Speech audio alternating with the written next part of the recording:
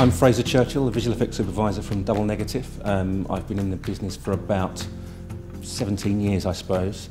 I came in as a runner at the moving picture company, which is kind of, at that time, was the only way into the business really. I started off delivering film cans and getting pizzas for people and generally being a dog's body. After a little stint of doing that, they promoted me into their digital film department, which was a new department. And through that, we started doing visual effects for films, and we left to set up Double Negative. And my career as a visual effects supervisor kind of started there, and here I am.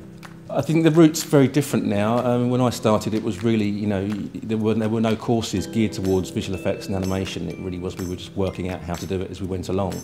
Now there is an established path. You can go to a university and get an entry-level job in the business. Events like this are great for that kind of thing because it's hard for people to get access to practitioners in the business.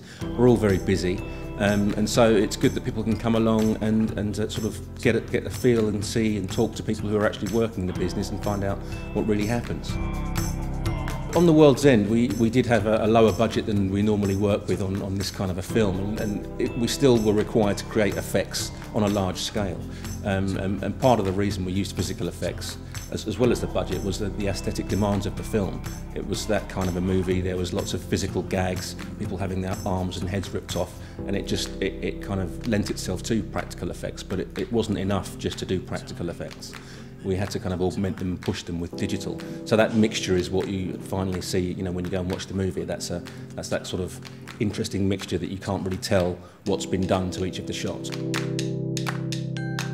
It's great to come down here to Z and see that someone's set up a space for sort of the community to come and meet and talk about techniques and the work that they've done. I don't think I've ever seen it happen before. I mean, obviously the people in the community talk to each other and we meet, and it's usually in the pub, but it's nice to have this kind of semi-formalised area to come and do that. And I think it's a great idea, and thanks for inviting me down.